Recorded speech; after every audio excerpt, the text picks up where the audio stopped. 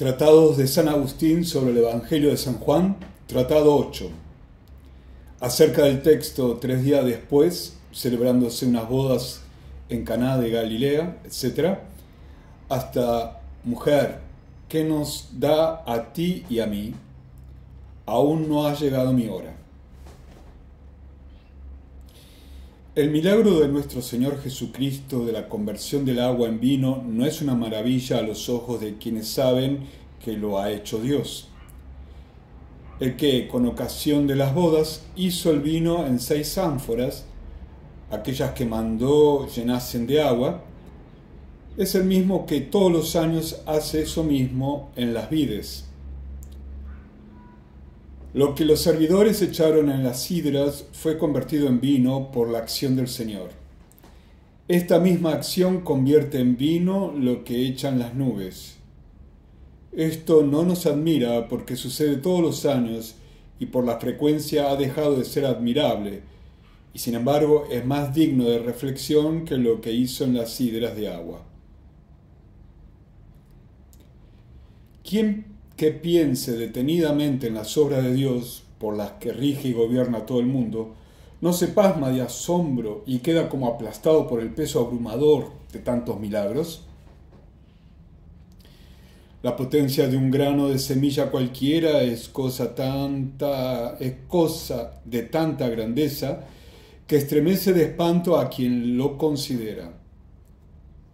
Pero como los hombres, atentos a otras cosas, no consideran las maravillas de Dios por las que sin cesar glorifican al Creador, se reservó Dios el hacer prodigios no ordinarios para que los hombres que están como aletargados despierten con estas maravillas y les rindan adoración.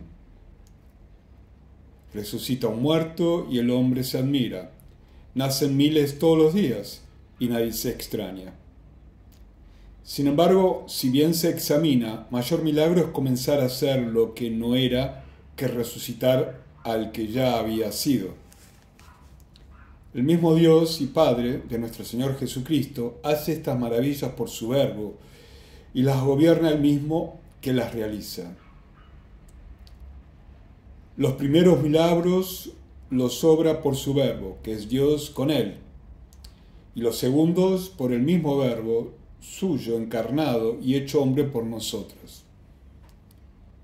Del mismo modo que se admira lo realizado por Jesús hombre, se debe admirar lo realizado por Jesús Dios.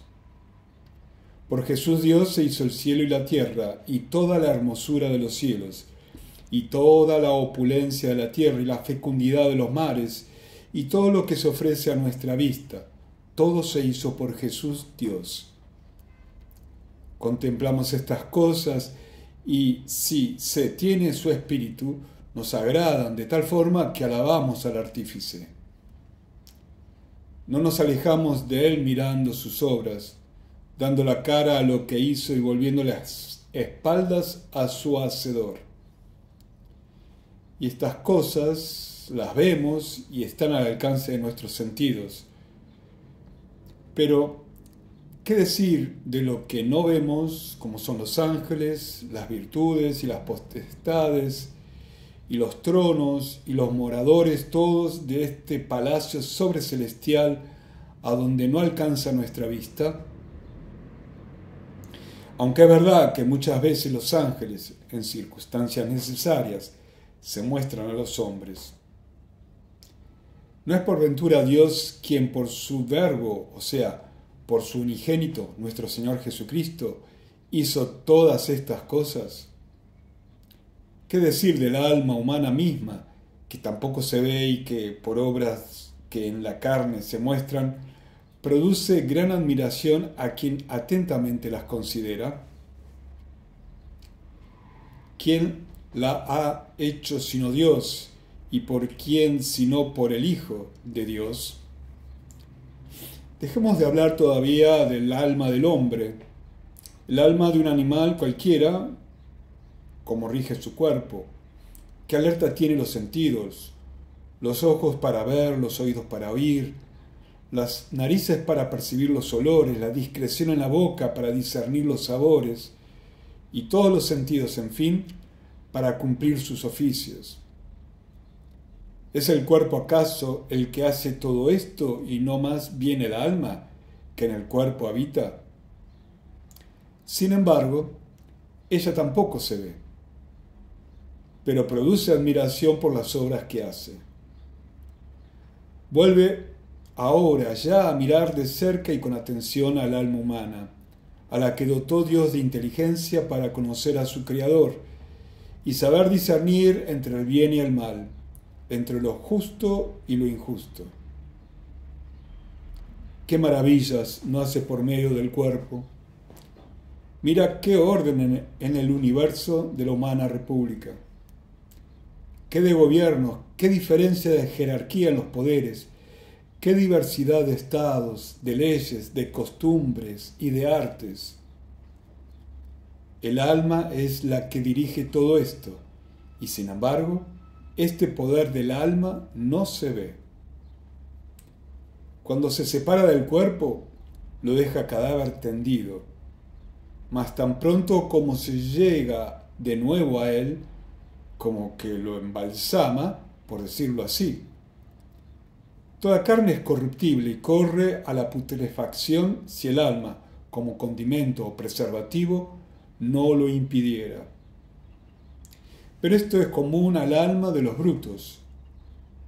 Lo más maravilloso es lo anteriormente dicho y es propio de la inteligencia y razón, y en donde se hace también su renovación según la imagen de su Creador, y según la cual fue creado el hombre.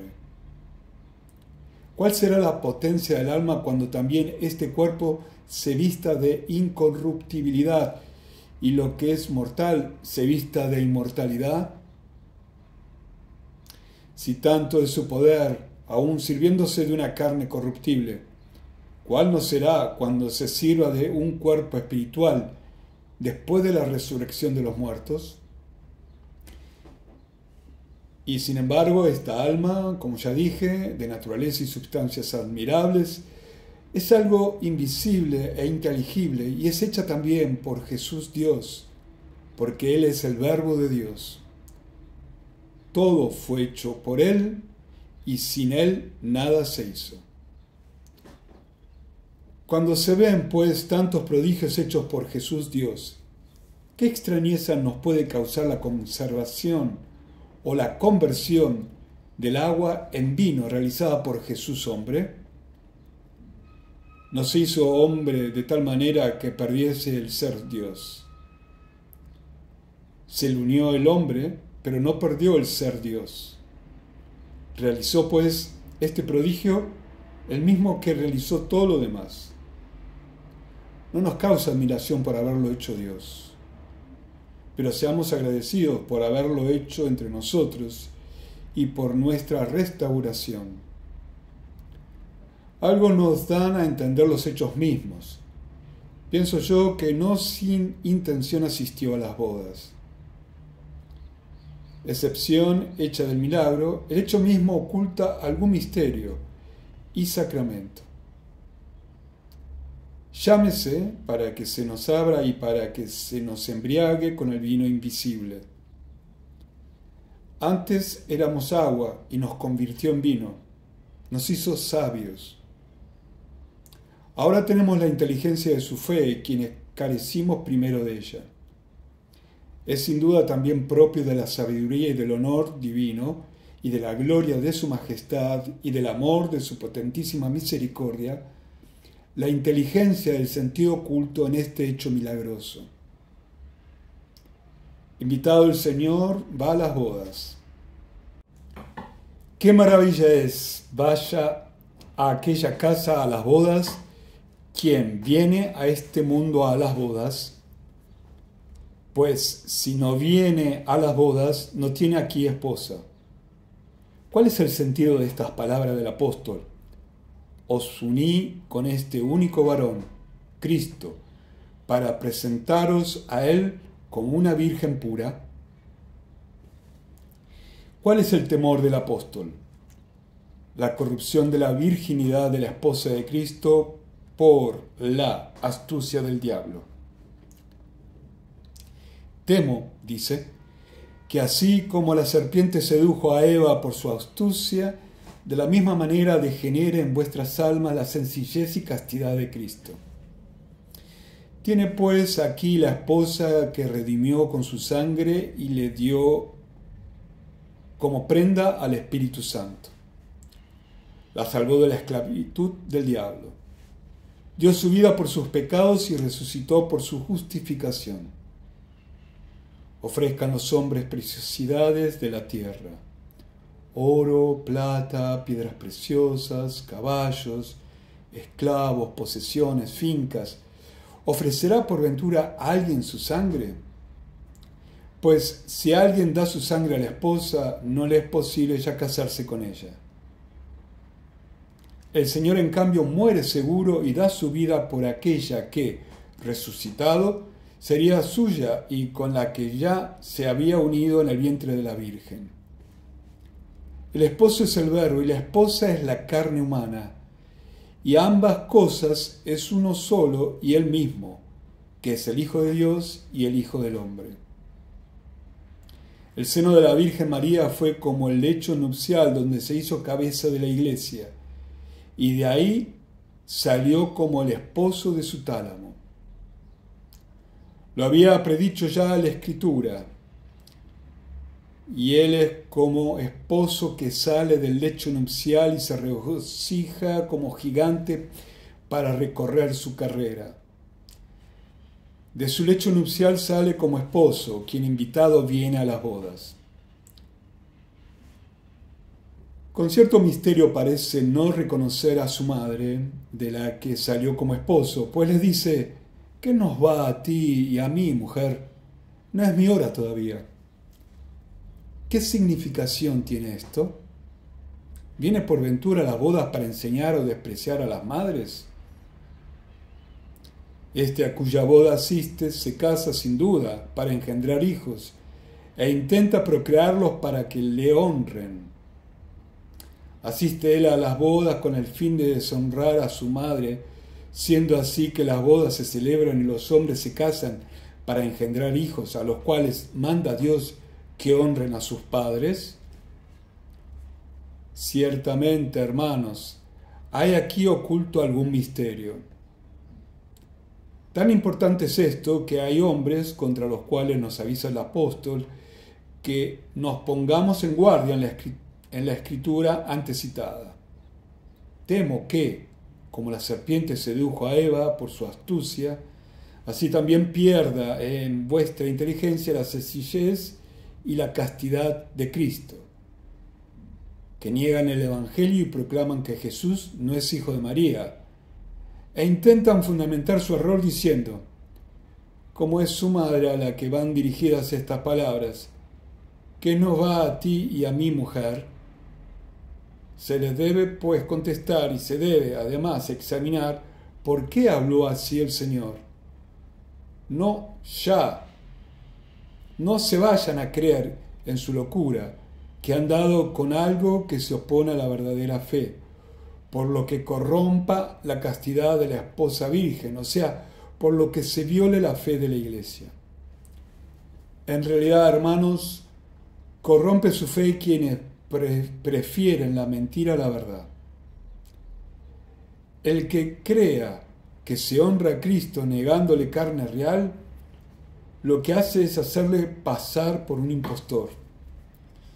Quienes edifican a los hombres la mentira, que desalojen de ellos sino la verdad, introducen al diablo y echan fuera a Cristo, meten dentro al adúltero y excluyen de allí al esposo, ejercen la función de padrinos o mejor, de mediadores de la serpiente.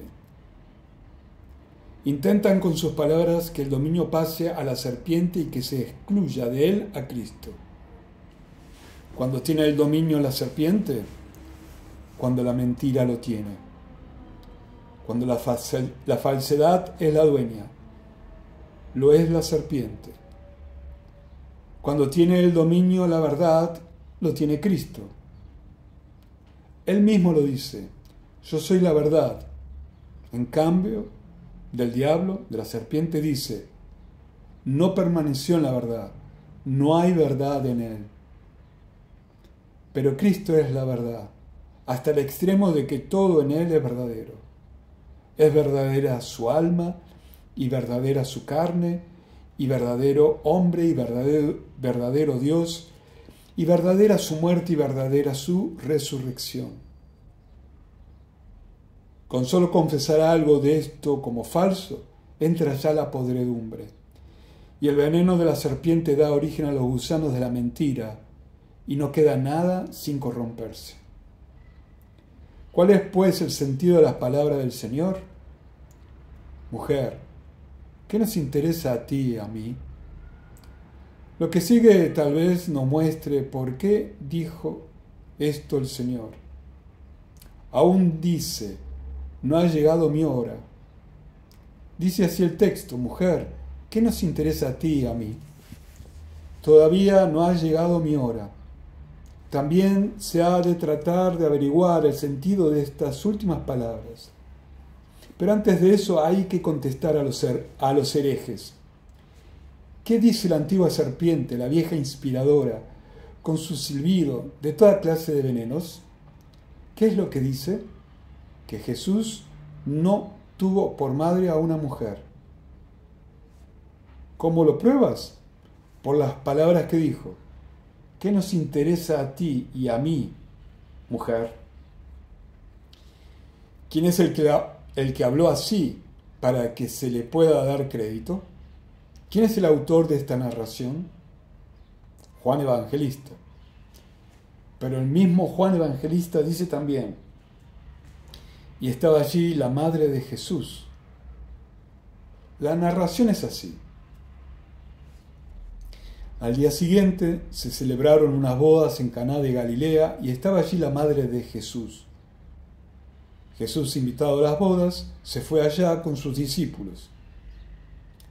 Tenemos dos testimonios del evangelista. Y estaba allí la madre de Jesús, es uno de esos testimonios, y el otro es de lo que dijo Jesús a su madre. ¿Y de qué manera nos refiere la respuesta de Jesús a su madre? Comienza primero diciendo, su madre le dice, fijad bien la atención en estas palabras. Son la defensa de la virginidad de vuestro corazón contra la lengua de la serpiente. Allí en el mismo evangelio, en la narración del mismo evangelista, se dice, y estaba allí la madre de Jesús, y su madre le dijo, ¿quién narra estos hechos? Juan el Evangelista. ¿Qué contestación dio Jesús a su madre? Que nos va a ti y a mí, mujer. ¿De quién es esta narración? Del mismo Juan Evangelista. Oh Evangelista fidelísimo y veracísimo, tú me refieres lo que dijo Jesús, que nos interesa a ti y a mí, mujer. ¿Por qué le asignas una madre que él no reconoce? Tú afirmas que estaba allí la madre de Jesús. ¿Por qué no dijiste más bien, y estaba allí María? Y díjole María, tú afirmas ambas cosas. Y le dijo su madre, y le respondió Jesús, ¿qué nos interesa a ti y a mí, mujer? ¿Por qué así, sino porque es verdad lo uno y lo otro? Mas ellos quieren creer al evangelista cuando narra lo que Jesús dijo a su madre. ¿Qué nos va a ti y a mí, mujer? Y no quieren creer al evangelista en lo que dice, estaba allí la madre de Jesús, y díjole su madre. Mas, ¿quién es el que opone resistencia a la serpiente y posee la verdad y no deja que se corrompa la virginidad de su corazón por la astucia del diablo? El que cree que los dos hechos son verdad, que estaba allí la madre de Jesús y que Jesús dio esta respuesta a su madre. Pero si aún no entiende por qué Jesús dijo, ¿qué nos interesa a ti y a mí, mujer? Crea entre tanto que lo dijo y que lo dijo a su madre. Sea lo primero la piedad en el creyente y la inteligencia será su fruto. Yo os voy a hacer a vosotros, oh fieles cristianos, algunas preguntas. ¿Estaba allí la madre de Jesús? Responded, estaba. ¿De dónde lo sabéis? Responded, el Evangelio lo dice. ¿Qué respuesta dio Jesús a su madre? Responded, ¿qué nos interesa a ti y a mí, mujer? Todavía no ha llegado mi hora. ¿Y esto de dónde lo sabéis? Responded, esto lo dice el Evangelio. Nadie os corrompa esta fe si queréis conservar para el esposo casta virginidad. Si alguno de vosotros pregunta la razón de esa respuesta de Jesús a su madre, que la dé quien la sepa. Mas si aún no la sabe, crea no obstante firmemente que Jesús respondió así y que respondió a su madre, no obstante ser su madre. Por esta piedad merecerá también entender por qué respondió de este modo, si es que orando y no contendiendo, llama y se llega a la puerta de la verdad. Solo que esté en guardia, no suceda que mientras piensa él que lo sabe o se avergüenza de no saber la razón de tal respuesta, se vea en la precisión de creer o que mintió el evangelista, que dice estaba allí la madre de Jesús, o que la muerte que por nuestros pecados sufrió el mismo Cristo fue ficticia, asimismo como lo fueron las cicatrices que mostró por nuestra justificación. Falso igualmente lo que dice, si permaneciereis en mi palabra, seréis verdaderamente discípulos míos, y conoceréis la verdad, y la verdad os hará libres. Porque si es ficticia la madre, y ficticia la carne, y ficticia la muerte, y ficticias las heridas de la pasión, y ficticias las cicatrices de la resurrección, no es la verdad, sino más bien la ficción la que librará a quienes crean en él. Pero lo contrario es lo cierto. La ficción tiene que ceder su puesto a la verdad. Así es como quedarán llenos de confusión todos los que pretenden que se les tenga por veraces, precisamente porque ponen empeño en hacer ver que Cristo es falaz y se resisten a que se les diga, no os creemos porque mentís. Dicen que mintió la misma verdad. No obstante, si le preguntamos, ¿de dónde sabéis que dijo Cristo que nos va a ti y a mí, mujer? La respuesta será que ellos creen al Evangelio. ¿Por qué no creen al Evangelio que dice, estaba allí la madre de Jesús, y que su madre le dijo, si en esto miente el Evangelio, ¿por qué se le da crédito en la respuesta de Jesús? ¿Qué nos va a ti y a mí, mujer? ¿Por qué no creen primero firmemente estos miserables que la respuesta del Señor es a su madre y no a una mujer extraña, y tratan luego de investigar piadosamente la razón de tal respuesta? Es muy marcada, en efecto, la diferencia entre uno que se expresa así, yo quiero saber por qué dio Cristo esa respuesta a su madre, y otro que afirma, yo sé ciertamente que Cristo no dio a su madre esa respuesta. Una cosa es querer saber la inteligencia de lo que está oculto, y otra muy distinta, no querer creer una verdad manifiesta. El que dice, yo deseo conocer porque respondió Jesús de esa manera a su madre, lo que desea es que se aclare el Evangelio, en el cual cree. Pero en cambio el que dice, Yo sé ciertamente que no dio Jesús esa respuesta a su madre, arguye de mentira al Evangelio, donde creyó que Cristo respondió de esa manera. Si os place ya, hermanos, dejemos a estos hombres que persistirán en el error, si no los cura la humildad, e investiguemos nosotros por qué nuestro Señor respondió así a su madre. Él es único nacido de madre sin padre, como Dios sin madre y como hombre sin padre. Sin madre antes de todos los tiempos y sin padre al fin de los tiempos. La respuesta es a su madre. Estaba allí la madre de Jesús y le dijo su madre. El Evangelio dice todo esto. Por el mismo Evangelio llegamos a saber que estaba allí su madre y lo que Jesús le dijo. ¿Qué nos va a ti y a mí, mujer? No ha llegado aún mi hora. Creamos ambas cosas y busquemos la inteligencia de lo que no entendemos todavía. Pero ante todo, estad sobre aviso, pues tal vez, del mismo modo que hallaron los maniqueos ocasión de su perfidia en estas palabras del Señor, mujer, ¿qué nos va a ti y a mí? La hallan los astrólogos para sus falacias en aquellas otras. Todavía no ha llegado mi hora.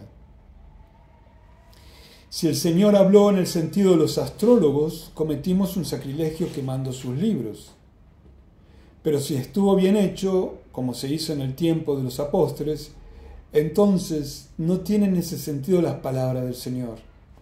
Todavía no ha llegado mi hora. Estos charlatanes y seductores y víctimas, a su vez, de la seducción, hablan así. Como veis, Cristo estaba sujeto a la fatalidad, pues dice, todavía no ha llegado mi hora. ¿A quién contestaré primero? ¿A los astrólogos o a los herejes?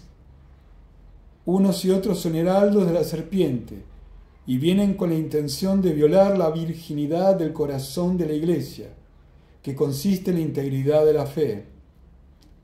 Si os parece bien, comencemos primero por aquellos de quienes ya he hablado y a quienes ya he contestado en gran parte, mas para que no crean que no tenemos nada que decir acerca de la respuesta del Señor a su madre, insisto en instruiros más aún con el fin de preveniros contra ellos, porque lo que se ha dicho ya basta para refutarlos. Porque dice el hijo de su madre, mujer, ¿qué nos va a ti y a mí? Todavía no ha llegado mi hora. Nuestro Señor Jesucristo es Dios y hombre. No tiene madre como Dios, mas sí como hombre. Es madre, pues, de la carne, madre de la humanidad, madre de la flaqueza que tomó por nosotros. El milagro que iba a realizar es obra de su divinidad, no de su flaqueza. Es obra de Dios, no de la flaqueza con que nació. Pero lo débil de Dios es más fuerte que los hombres. Su madre le pide un milagro, pero él hace como que desconoce las humanas entrañas cuando va a obrar obras divinas, como si dijera, lo que en mi ser obra, los milagros, no lo engendraste tú. Tú no engendraste mi divinidad. Pero como engendraste mi debilidad, te reconoceré entonces precisamente cuando mi debilidad esté pendiente de la cruz. Este es el sentido de las palabras. No es mi hora todavía. En aquella coyuntura la reconoce quien siempre la conoció. Antes que de ella naciese, la conoce como madre en su predestinación. Antes que Él, como Dios, diese el ser a aquella de la que Él lo había de recibir como hombre, ya la conoce como madre. Pero hay un momento misterioso en el que no la conoce y hay otro momento misterioso igualmente que aún no había llegado, en el que vuelve a reconocerla. La reconoce en el momento en que iba a morir lo que ella dio a luz. No muere lo que dio a María el ser, sino lo que fue hecho de María. No muere la eternidad de la divinidad, sino la debilidad de la carne. Da aquella respuesta con la intención de distinguir en la fe de los creyentes quién era Él y por dónde había venido. Viene de una mujer, que es su madre, el que es Dios y Señor del cielo y de la tierra. Como Señor del mundo y como Señor del cielo y de la tierra, es Señor también de María.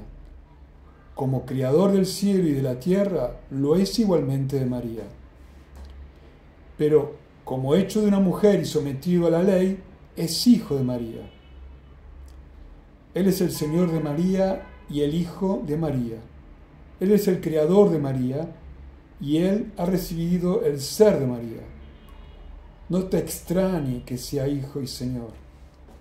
Él es el Hijo de María, como lo es de David. Y lo es de David porque lo es de María. Escucha el testimonio expreso del apóstol. Él es nacido de David según la carne. Él es igualmente el Señor de David, que lo digna el mismo David. Dijo el Señor a mi Señor, siéntate a mi derecha.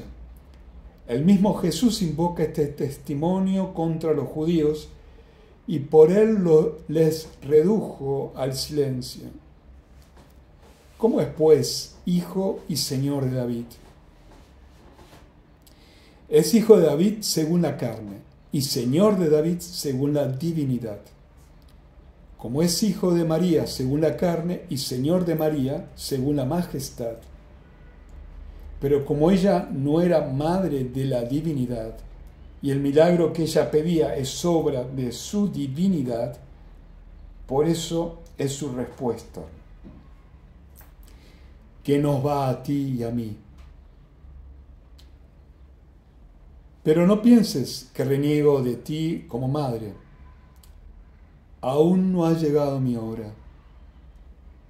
Te reconoceré por madre cuando empiece a estar pendiente de la cruz, la debilidad de la que eres madre. Veamos si es verdad. En la pasión del Señor, el mismo evangelista que conocía a la madre y nos la presenta también a nosotros en estas bodas, dice así: estaba allí junto a la cruz la madre de Jesús. Y Jesús dijo a su madre: mujer, he ahí a tu hijo. Y al discípulo: he ahí a tu madre. Encomienda a la madre al discípulo. Le encomienda a la madre el que iba a morir primero que ella y resucitar antes de la muerte de la madre. Encarga a un hombre el cuidado de otro hombre, uno que es hombre. Esto es lo que dio a luz María. Ya había llegado aquella hora a la que hacía referencia cuando dijo: aún no ha llegado mi hora. Según creo yo, hermanos, la réplica contra los herejes ha terminado. Ahora contestemos a los matemáticos. ¿Qué prueba aducen ellos para convencernos de que Jesús estaba sujeto al hado? Lo dice él mismo, afirman ellos. No ha llegado mi hora todavía.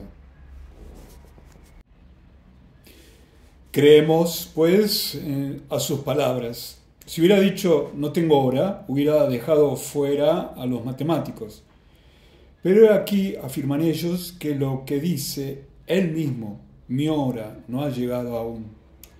Con solo decir yo no tengo hora, hubiera eliminado a los matemáticos y no habría razón alguna de calumniarlo.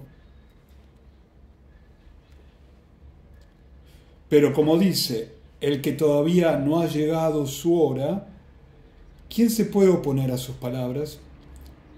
Es extraña cosa que los matemáticos, creyendo en las palabras de Cristo, intenten convencer a los cristianos que Cristo vivió sujeto a una hora fatal.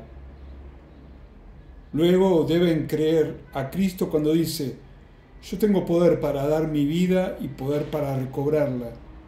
Nadie me la puede quitar, sino que yo la doy por mí mismo, y por mí mismo la he vuelto yo a tomar.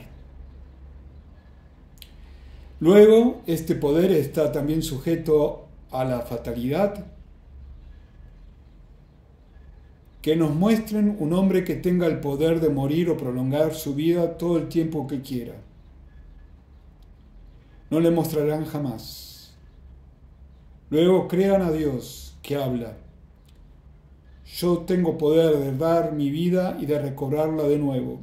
E investiguen la razón de que hable así. Mi hora no ha llegado todavía, y no sujeten ya por eso a la fatalidad al Creador del cielo, al que ha sacado de la nada los astros y les ha trazado sus órbitas. Aún dada la existencia de la fatalidad en los astros, por necesidad tenía que estar excluido de ella el Creador de los astros. Es más, no solo Cristo está excluido de lo que tú llamas fatalidad, sino también, y yo, y aquel, y todos.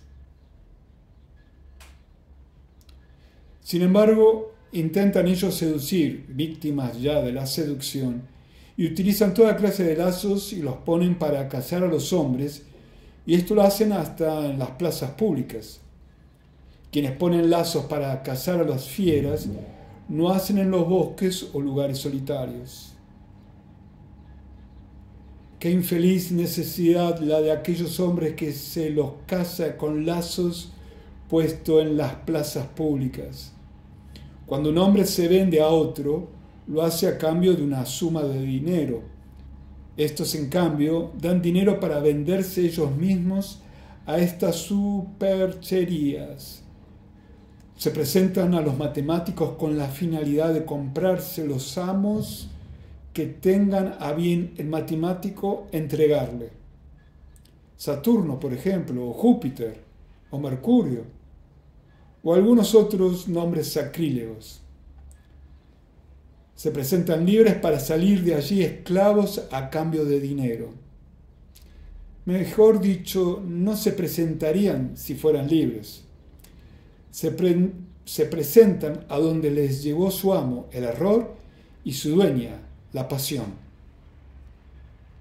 Por eso habla así la verdad: todo el que comete el pecado, siervo es del pecado. ¿Por qué dices, pues, no ha llegado mi hora todavía?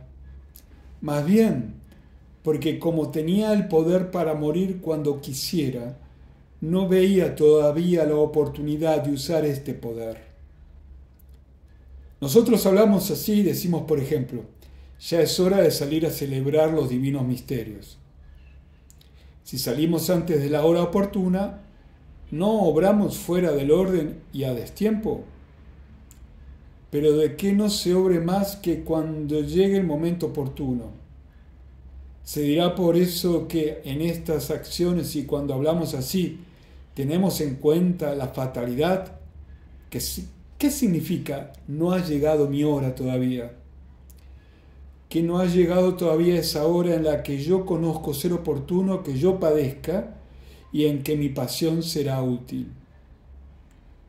Cuando este momento llegue, padeceré voluntariamente.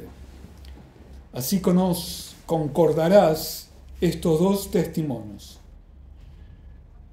No es mi hora todavía y yo tengo poder para dar mi alma y poder para recobrarla.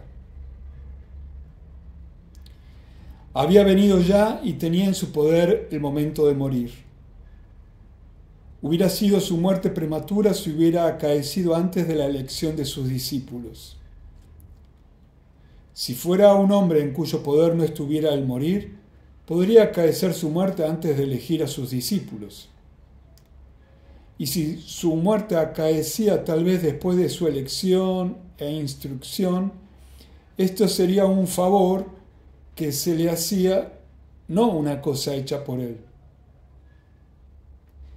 Mas el que había venido teniendo en su mano la hora de irse y la hora de volver, hasta terminar su carrera, aquel a quien estaban abiertos los infiernos, no solo en su muerte, sino también en su resurrección, para mostrarnos la esperanza de la inmortalidad de su iglesia, hace patente en la cabeza lo que debe esperar los miembros. Resucitará también en los demás miembros el mismo que resucitó en la cabeza. Luego la hora aún no había llegado, aún no era todavía el momento oportuno. Antes era necesario llamar a sus discípulos, anunciar el reino de los cielos, hacer prodigios, acreditar la divinidad del Señor con sus milagros y su humanidad por los padecimientos de su mortalidad. El mismo que padecía hambre porque era hombre, sació a muchos miles de personas con 5 panes porque era Dios. El mismo que tenía necesidad de dormir porque era hombre, tenía imperio sobre los vientos y las olas porque era Dios.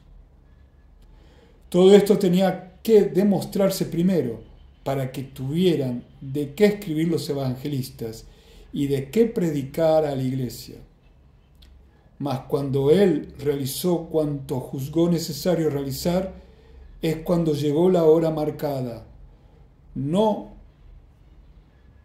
por la necesidad, sino por su voluntad, no por las exigencias de su naturaleza, sino por su poder. ¿Qué hacer, hermanos? Después de haber respondido a unos y a otros, no diremos nada de lo que significan las hidras, el agua convertida en vino, el arquitriciclino, el esposo, la Madre de Dios en este misterio y las bodas más. Todo se dirá, pero no hay que fatigaros. Quise hacerlo en el nombre de Cristo el día de ayer, en que, como de costumbre, dirijo la palabra a vuestra caridad, mas no me lo permitieron otras necesidades urgentes. Luego, si place a vuestra caridad, diferiremos para mañana lo que atañe al misterio de este hecho milagroso, para no fatigar demasiado vuestra flaqueza y la mía. Hoy tal vez hay aquí muchos por la solemnidad del día, no por oír el sermón. Mañana a quienes acudan, que vengan a oír. De este modo no se defraudará a los diligentes ni se hará pesado a los que sienten fastidio.